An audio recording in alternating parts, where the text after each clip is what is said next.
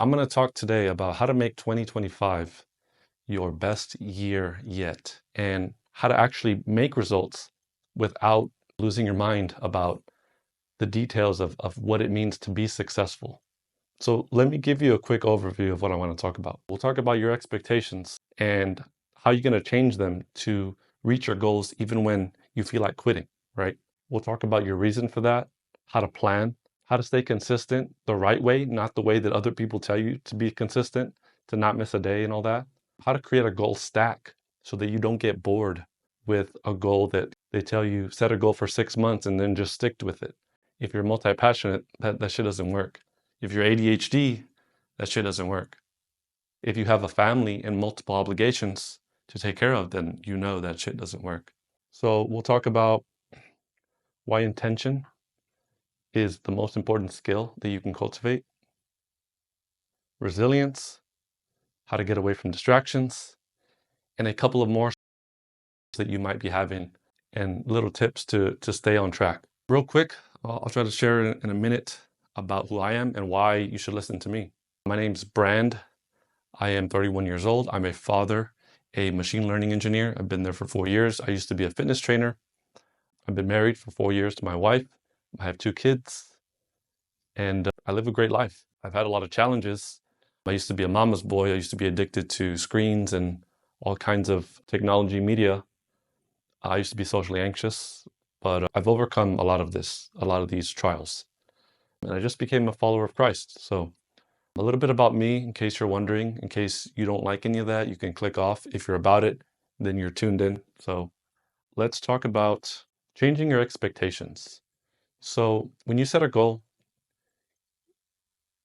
most of the time on social media, on Instagram, they tell you like, big goals and hustle hard and, kind of this hype stuff that doesn't really pan out in the real world, because social media is a highlight reel. And I know you might be seeing other people every day while you're scrolling and comparing yourself to them, thinking that you have to get results like them. You have to move fast. You have to make money fast. You have to get fit fast. But the truth is that that's all false. That's all fake. None of this stuff happens fast. It's because of our culture of this instant gratification technology and media that gives us information quickly that has trained our minds to think that we need things right away. It's almost like society has conditioned us in a way to have us spoiled to where we think we deserve things.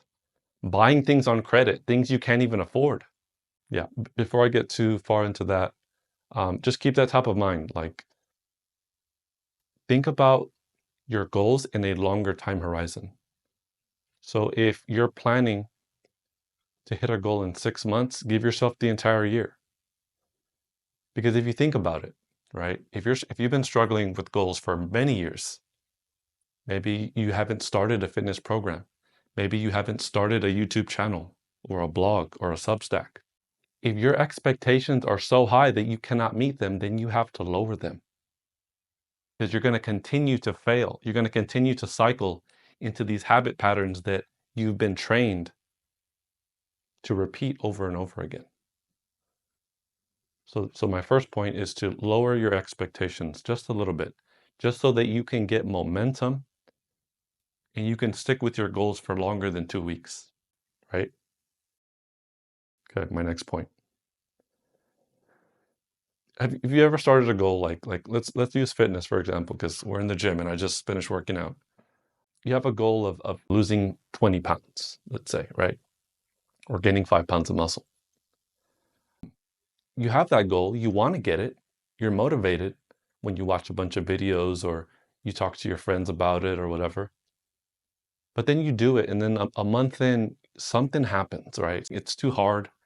An event comes up, there's a birthday where you eat too much, there's a holiday, right? I have my own opinions on holidays. And then it just throws you off, and then you just stop. You're like, oh, no, I already lost. I already gave up because I ate a cookie or something. Or, I drank too much. I need to recover. I'm too tired. I got to go to work. the excuses pour in. Maybe that happened because you gave yourself a very big target, and that's where I mentioned expectations. But what I'm trying to say is that there wasn't a compelling enough reason for you to keep going. The distraction, the temptation, the laziness of the human brain to just give up was stronger than your conviction to getting in shape. So what I'll challenge you with is to find, and this may take a while, this may take some time, some journaling, some meditation, some walks outside, some conversations if you need it, to figure out why. Why do you want to get in shape? I used to work at LA Fitness, and every time I'd have a consultation with new members, I'd be like, so what brings you to the gym? I just want to get in shape. Why do you want to get in shape? So I can lose 20 pounds. Why do you want to lose 20 pounds? So that I can get rid of the fat. Well, why does the fat bother you? Because it doesn't look good. Well, what's wrong with not looking good? Well, people look at me weird, or I feel uncomfortable taking my shirt off. That's a start, right? You feel uncomfortable taking your shirt off. So when you're in the midst of that party you're going to, or that birthday you're gonna go on, or that vacation that you're taking that you need and deserve, right? Is that more important than you feeling like shit when you take your shirt off? If it's not, dig deeper. Why do you feel like shit when you take your shirt off? Well, because uh, my ex broke up with me because I didn't look good, and they hooked up with someone that looked a lot better. Do you want that to happen again? I'm not trying to guilt you. I'm just saying, like, look for the deeper reason for why you want something. Why does it hurt so bad? And write that down. Put it on a sticky note. Tell someone about it. I know this is, vulnerable, like there's these deep-seated fears and insecurities that you have that stop you or that you don't like to share, but sometimes you have to in order to change your life. Something has to change. So that was kind of a long-winded way of me telling you, find your reason why first, and then start the goal. And keep that goal as a filter for everything else you do. You never want to feel insecure again in front of the opposite sex or someone that your significant other, or you want to feel confident when you're speaking to other people, or you want to be able to command respect from your friends and those around you, and not have them step all over you because you're fat and lazy and you don't speak well, you're not confident. I'm just giving examples. I'm not poking at anyone, because my reason was, I got dumped, and I've always wanted to get in shape. And, I had a friend who guided me along to the gym, and we started working out, and I used the pain of the revenge body to get in shape, but it turned into a lifestyle. It turned into something I was passionate about, something that I made money from, and something that led me to my wife. So beyond your excuses, beyond your shallow reasons for wanting to get a big result, is your freaking life changing. So find that one thing that's going to push you towards the goal, even when you want to quit. So now that you have your reason why, you need a plan. But if you're an overthinker, I know this is a challenge, because if you're an overthinker, you tend to overplan. You can plan for years or for decades and never get started, and have unfinished projects and things that are in the graveyard, in your digital graveyard, or even in your filing cabinet or wherever you keep your written goals, because you've overplanned. So I'm going to share with you a simple plan that I've used that'll help you get started. And it's not going to be this elaborate thing, because when you have an elaborate productivity system, it becomes this behemoth, this monster that's too hard to manage, because you want everything working in the right way. If you're if you want to know what I mean, check out my video on why you shouldn't build a second brain, because it's just procrastination. And I mean, if you're a power user and you're really good at managing yourself, then you don't need to be watching this video.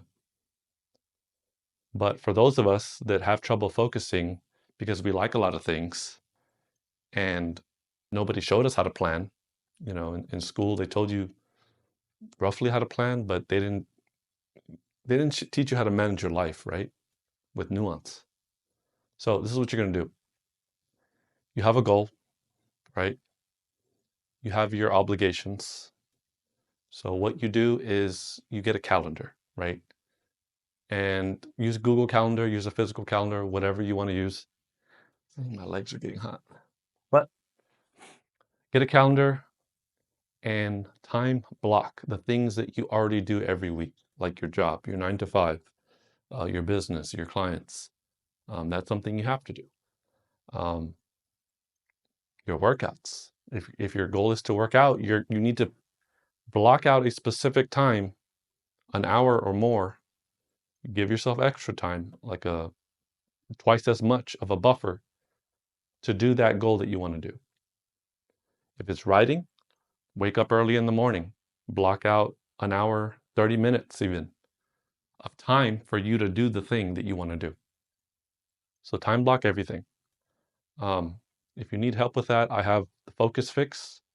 It helps you do all that and track your distractions and what you do on a daily basis so that you can stay on track. But yeah, just have a rough plan, map that out on a day-to-day basis, and then have a rough idea of what you want to accomplish. Hello, my kids. But yeah, start with that. If you need help on planning, just send me a message and I'll help you out. Consistency. Consistency. Consistency is key, they say. Consistency is the key to success. You must be consistent to be successful. I don't know where that came from. But yeah, consistency gets thrown around a lot. So what does it mean to be consistent? Some people think consistency means that you do what you got to do every day and you never miss a day. Because if you don't, you fail. You suck. That's it. You're done. It's over. Maybe it sounds ridiculous, but that's what we do. We fail once and then we stop. We quit. But I'd argue that consistency is different. For me, consistency is how well did I do over the course of a week, a month, a year? Yes, I may have missed some days in between, but as long as I get back up and I tried it again, I'm consistent. You missed a week of workouts, so you quit. But how about this? What if you missed a week and you get right back, you do 2 workouts that week. And then the next week, you pull yourself from the trenches because you have your why, you have your plan. You know, you redo your plan again because you messed up, but you try again. And so you've done 3 workouts that next week. And then you've maintained it because you've gotten momentum.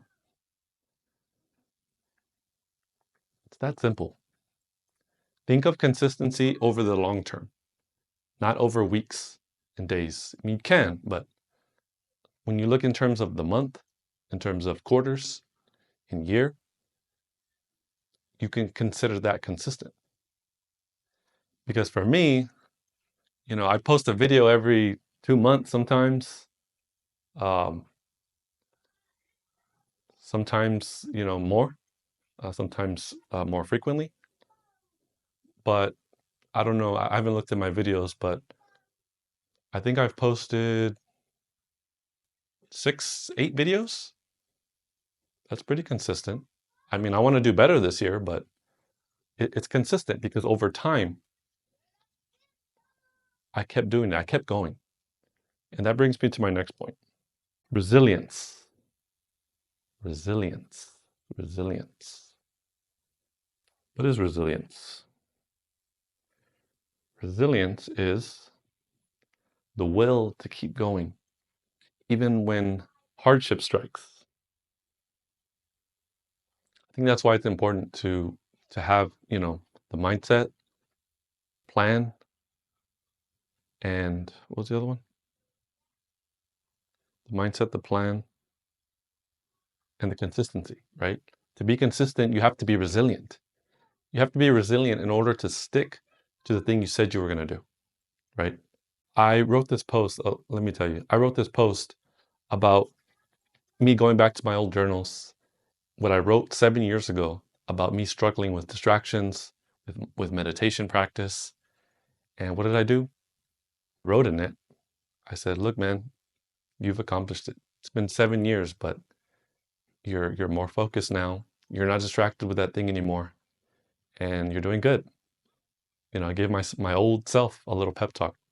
So maybe something you can try, but thing is, like, even if it takes 7 years, like, it's still something, because the alternative is that you never do it. There's people in their late ages, 70s, that have never mastered the thing because they quit and they stopped. They didn't have a compelling reason pushing them to go, to keep trying, to be consistent. Be resilient. Keep going, even when it's hard, because you have your why. So, next thing is your goal stack. If you're multi-passionate, I know it takes a lot to just focus on one thing, right? So I have a video that shows you how I manage all my interests, and that's going to give you a little more nuance on how to manage your interests, especially if you have many. But kind of the cliff notes here is have a main focus, one, and then have 2 to 3 other focuses that you dabble with on the side, right? So let's say if working out is your number one thing, working out is something you always do. That's your main focus. If your other interests kind of fall through the cracks a little bit, that's fine. Don't worry about it. Because if you try to put all your focus in 4 different things, that's 25% of your energy in each one, as opposed to putting 80% of your energy in the main thing, and then the 20% can be dispersed or rotated among those other things. So have a goal stack. That's what I mean. So you could have working out, number one. Number two, creating content. Post 200 words a day on a post, or create a short video. Number three could be mastering the piano. So you practice 20 minutes a day. If that's too much, 10 minutes a day. That's it. That's all you have to do. If you want to be a better reader, if you want to be a better thinker, read 20 minutes a day. Do it at night before you go to bed. Instead of using your phone, instead of scrolling Instagram at night and keeping you awake. 20 minutes. Little habits. If you want help changing your habits, check out the Focus Fix. It's $9. I mean, super cheap, and it helped me to get rid of my distractions. It took time. I mean, it's not going to solve your problems. You have to put the intention behind it, which we'll talk about next. But if you really commit to it, it'll help kill your addictions, even if you have ADHD. It did for me. I mean, I still struggle once in a while with scrolling, but it is not nearly as bad. I don't do 2 to 4 hour binges anymore. I spend 30 minutes and then, I got to do this thing. And I have systems in there to show you how to do that. So Check it out if you're interested. But yes, the most important skill you can cultivate is intention, because intention directs your attention, right? And how do you train your intention and attention? Through meditation, through focus, and journaling. Yes, it sounds cliche and you've heard it before, but it fucking works. If you just do it, if you sit down and do it for 5 to 10 minutes a day, it works. Because what you focus on grows. You turn into what you tune into. And if you're always focused on your phone, allowing stuff to be served to you, then you can never choose what you want to do. You can never choose your own path and your own goals.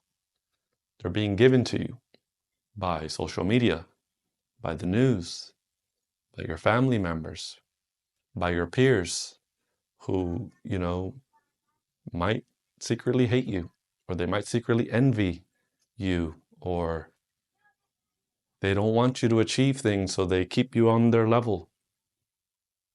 I'm just saying these are examples. These, doesn't apply to everyone, but intention. What is your intention behind the goals that you're creating, behind the plans that you're planning?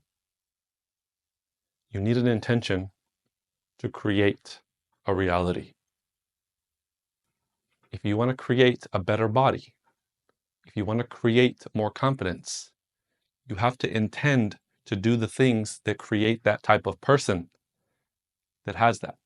The future you that has the confidence, that has the muscles, that has the abs, that has the respect when they take their shirt off, that has the respect when they speak amongst the people around them, that has the respect of their kids, of their spouse, of their friends, of their peers, colleagues, whatever. Intention.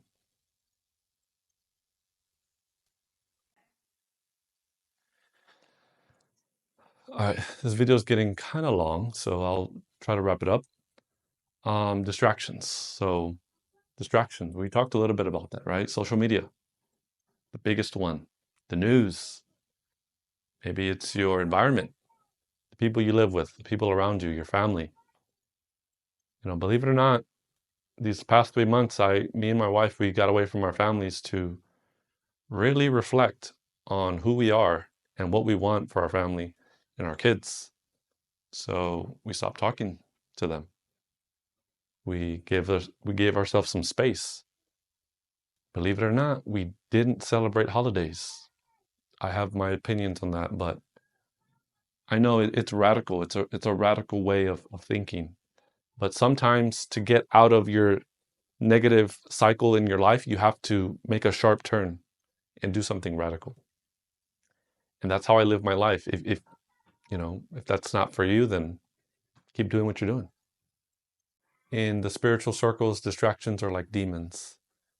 They tempt you, temptation, to do what feels good, what feels comfortable, what's enticing to the flesh, to the body, right? Like scrolling on social media.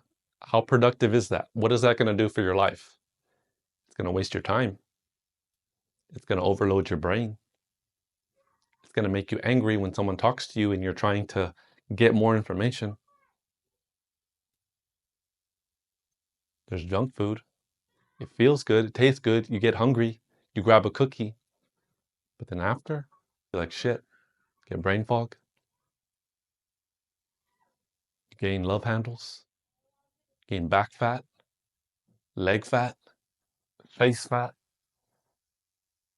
You walk around with rolls on your neck. Shit.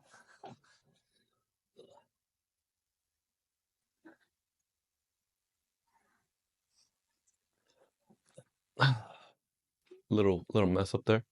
You walk around with rolls on your neck, feeling like shit because and then just ignoring it. Oh, positivity.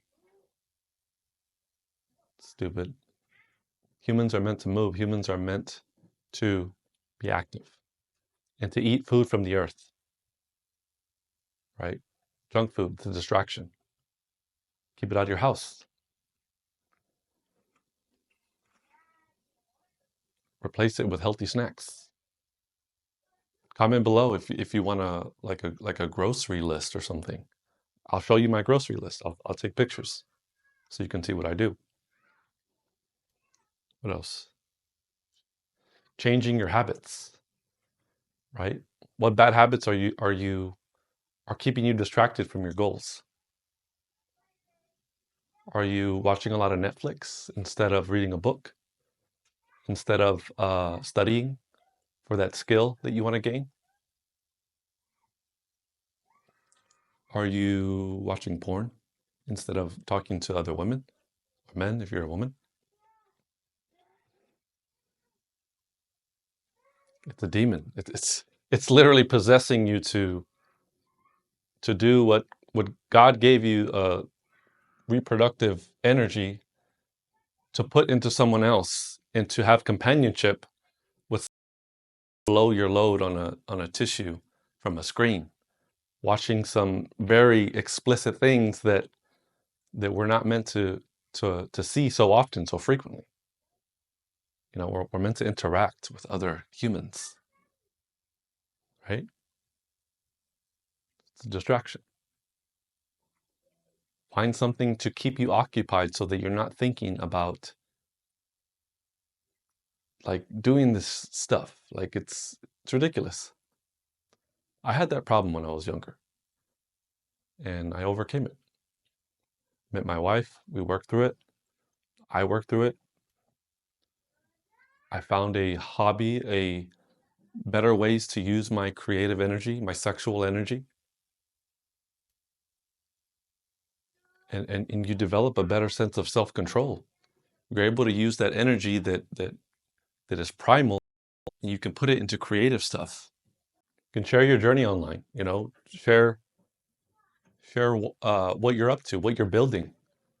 If you post on YouTube, like videos are getting shown to people who want to see what you're talking about. There's so many micro niches on YouTube that you can find your place. If you don't like YouTube, use a platform like X or Substack. You will find a tribe on there. I posted stuff about just who I am, and people just gravitated towards it, commented, and I even met someone online. We talked, we chatted, we had a good time. There's just so many things you can do out there. Instead of scrolling, you can create something.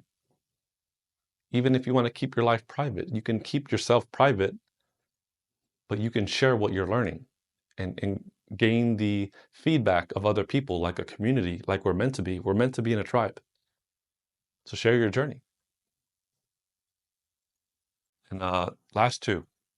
So yeah, and then skills. Like you could be gaining a skill by either going back to school, studying on your own, or if you don't have the money for that, you could just go to YouTube. You can learn so much on YouTube. I learned like 80% of the things I know about fitness, probably more, like 90%, from YouTube. I was able to get in shape. I'm probably one of the healthiest people I know because I've learned and I self-educated from YouTube. And I had the willingness, I had the intention, I had resilience, and I made little plans, but I executed on them despite failures to get where I'm at today. To have this beautiful home gym, to have the beautiful property that I've bought, 1 acre, with my amazing manufactured home that doesn't cost my entire life that I have to pay for the rest of my life. So what I did, how I was able to get here was because I had all those things that we talked about. I developed focus for an entire year to go to a coding boot camp, a data science boot camp, which landed me the job that I have now, that I've been at for 4 years. I've never held a job that long because I've never found something that fit.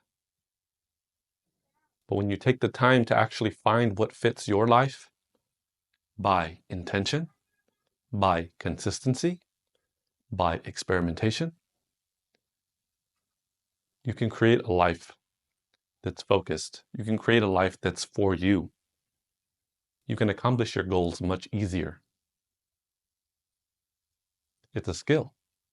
It's a skill to be able to focus. It's a skill to accomplish goals.